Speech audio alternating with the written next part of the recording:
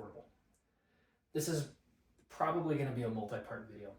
The biggest reason being there's so much information around this topic that it might have to be a 2 or a 3-part series, but we're going to start with insulation versus efficiency versus power cost. And there's a reason why it's all three. If you have an off-grid house and you increase the insulation value, what you're doing is you're reducing your heat and your cooling demand.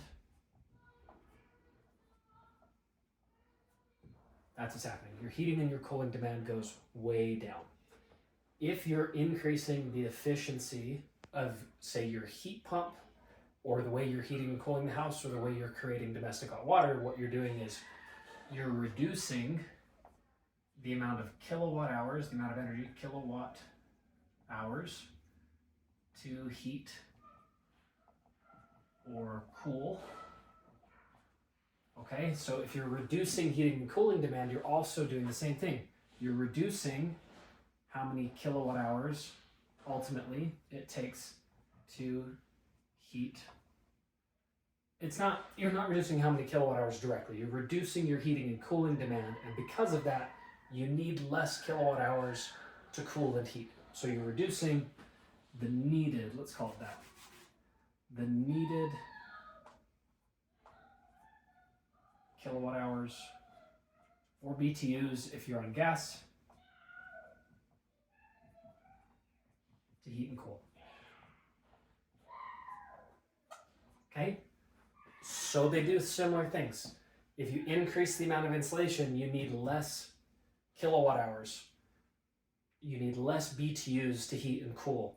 If you're increasing the efficiency of your heat pump or your air conditioner or of your heating system in any way, what you're doing is you're reducing the amount of kilowatt hours you need to heat or cool. So for example, say that your house needs 5 million BTUs, which is a unit of heating. So in this situation, you would take your 5 million BTUs, I forget the notation, 5 MBTU, and say that you went from an R13 wall, which is how many is code minimum 2x4 with a bat inside of it, and that was where you were at a 5 million BTU, and you took that code minimum wall and you doubled it, but you also doubled your roof insulation and you also doubled your slab insulation, right? Because you had to double the insulation for the whole house to cut the heating load in half, theoretically. There's problems with that statement, but it's close enough. So what would happen is you spent a lot more money on insulation. Say you spent 20 grand extra. And so for 20 grand, 20,000, you cut this to 2.5 million BTU. Okay? So that's what insulation does. You spend money to reduce how much heating or cooling you need. Okay? A heat pump works differently. A heat pump, you don't reduce the amount of BTUs you need. You increase the efficiency it takes to produce those BTUs, right? So in this situation, 5 million BTUs, 2.5 million BTUs. This one's going to take half as much electricity using the same heat pump. Say you have a standard heat pump. They have an efficiency measure called COP, coefficient of performance. So you come over here. Heat pump. Say it has a 3.5 coefficient of performance.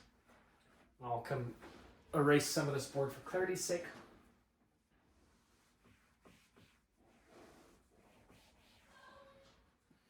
What a 3.5 COP means is that it's a measurement of efficiency. So 1 COP is a resistive heat element, like a toaster or a blow dryer, anything that has a resistive heat element where electricity runs through a wire and creates heat because of resistance.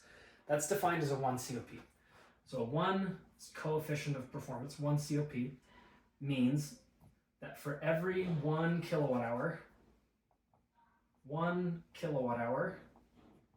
which is how we measure units of electricity, that's how you're billed for power generally on your power bill, can produce at a 1 COP 3,415 BTUs roughly. Okay? And in my area, in most areas, 1 kilowatt hour is about 12 to 15 cents per kilowatt hour. So to produce 3,415 BTUs costs 12 cents. Okay, so we come up here to this 2.5 million. So 2.5 million BTUs divided by 3,415 is going to equal about $8,000 a year of electricity.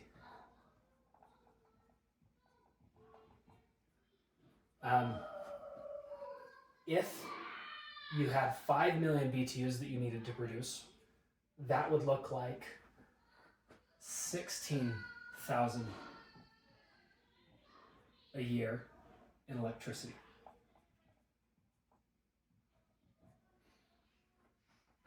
So that's an extremely high power bill. It's especially true when this 5 million BTUs is probably just your heating load, not necessarily your cooling load, because if you were using a 1 COP resistive heat element, like a giant toaster to heat your house, and I actually have a customer that we replaced one of those to heat their house, you would still have a power bill in the winter or in the summer to cool, and you'd have an AC unit that used AC to cool. So what we did is we came up with something called a heat pump, and not me, but the industry. And a heat pump moves energy from outside to inside. We're not going to go over the basics of heat pumps. There's many YouTube videos on that. But a heat pump generally in climate zone 3, which is where most of our projects are, is going to be around a 3.5 COP. And what that means is for every 1 kilowatt hour, instead of producing 3,412 BTUs, for every 1 kilowatt hour, we're going to produce roughly 15,500 BTUs. And I would do the math more accurately, but I'm recording on my phone, so I don't have my calculator on me. We're estimating. So 15,500 BTUs for the same kilowatt hour. That same kilowatt hour still costs us the same amount of money, 12 cents, if we were on grid. 12 cents per kilowatt hour. So all of a sudden, this $8,000 to produce 2.5 million BTUs, because we're doing it with 3.5 times less electricity to produce the same amount of heat, that 8,000 goes down to about 1,800. Or a 75% drop, roughly. It's more of an 82% drop, but $1,800 of electricity if I'm using a heat pump. Well, if I'm using a heat pump, right, so we spent 20 grand to save us half of our heat load. We went from 5 million BTUs down to 2.5 million BTUs, so now it's 1,800. If we didn't spend the 20 grand on efficiency, what would happen is we would have this 16,000, but because we did spend the money on a heat pump, because a heat pump is an extra generally 5 to 10 grand more than a resistive heat element, we go from $16,000 here down to about 3,800. Or roughly double this, so that would be 3,600. Okay? So you can see that a heat pump is a really, really good deal compared to a resistive heat element, 3.5 COP versus 1 COP. But here's where it gets sticky. This cost us 10 grand. And in scenario 1, where we have normal insulation, it saved us, we went from 16,000 to 3,600, so it saved us $12,400. But in scenario 1 here, so this is, or scenario 1, scenario 2, where we spent lots of extra money on energy efficiency, it didn't save us 12,400 because this one was 8,000 to start with, because it needed half the heat that this one did. This one started at 16, this one started at 8. So this one only saved us 6,200. And the reason is energy efficiency, which is insulation. Well, insulation, R value, right? If you're going to get like a passive home, super crazy on the house, what that does is it competes for dollars in your budget. If you're trying to build the most efficient home there is, this insulation competes with energy efficiency, because you could spend extra money and get from a 3.5 COP up to, say, a 5 or a 6 if you're talking about a high efficiency variable speed mini split. And so what you have to do is look at this and say, okay, where do I spend my money? And that's kind of hard because it's not a one-to-one answer. It's a curve.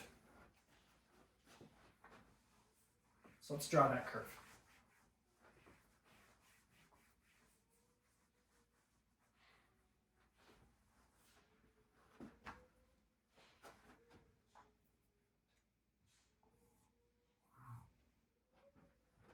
This is heat load.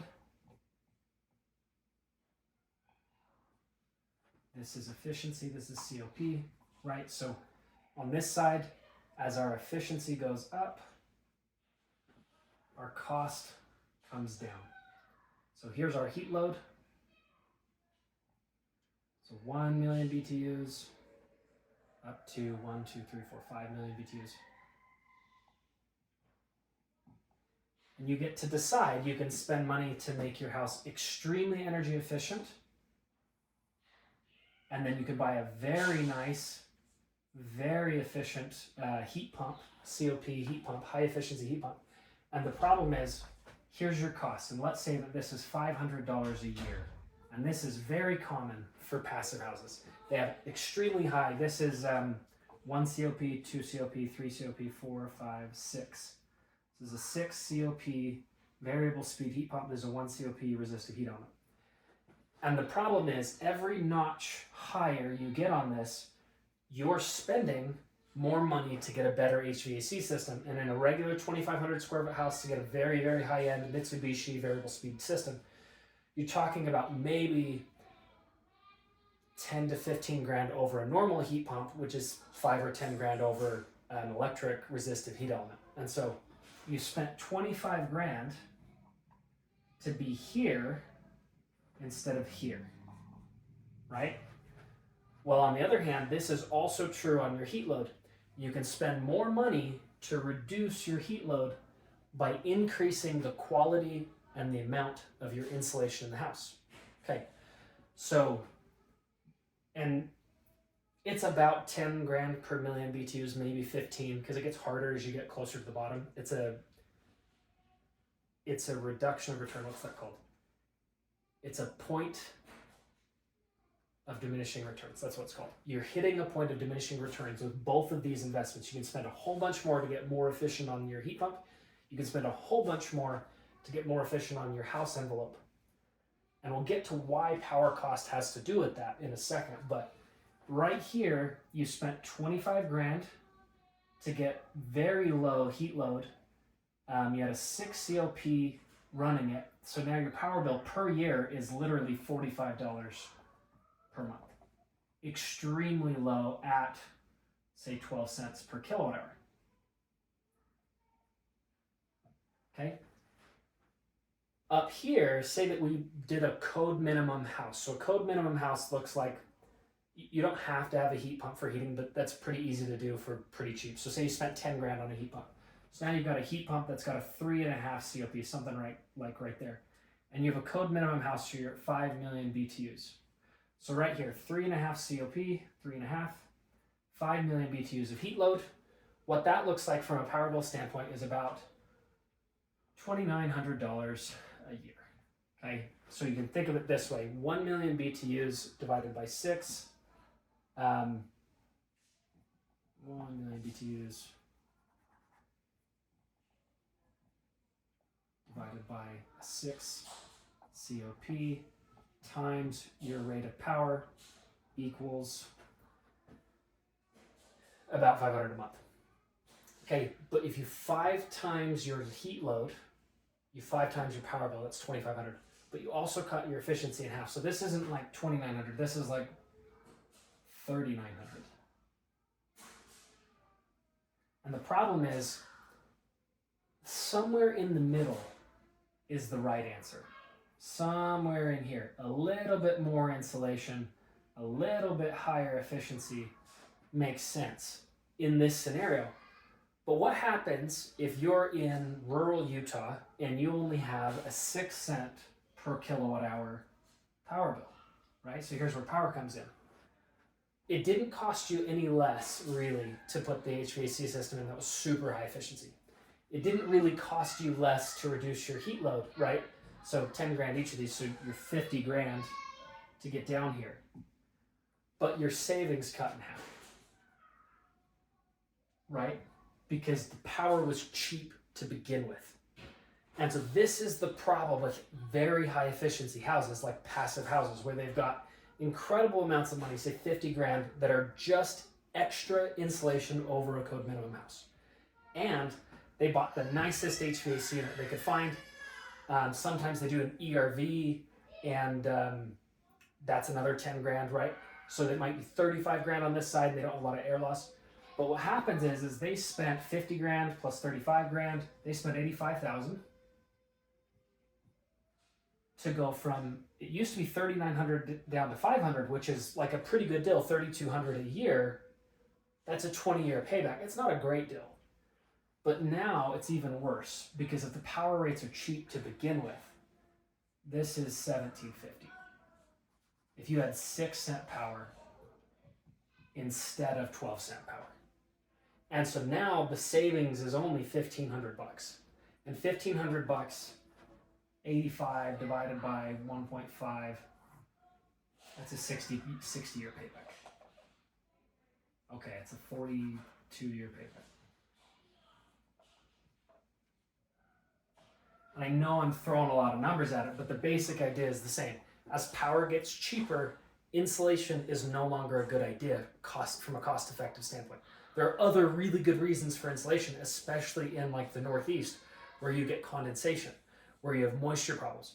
But from strictly an economic perspective, as your power cost goes down, you want to spend less money on heat pumps, and you want to spend less money on insulation.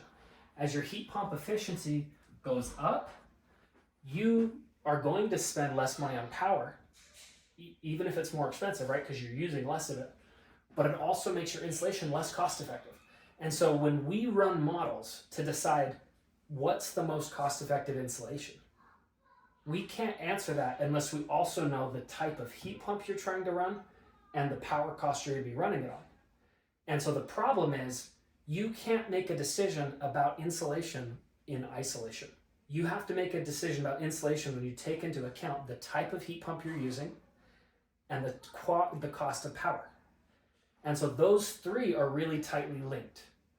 And we'll do a more in-depth video on each one of these, because we have areas of insulation that we recommend and things we don't recommend. Like, here's the best way to add extra insulation and get bang for your buck. And we have the same thing on the heat pump side. Here's the types of heat pump that are most efficient for the least cost. And then we have also ways to reduce your power cost.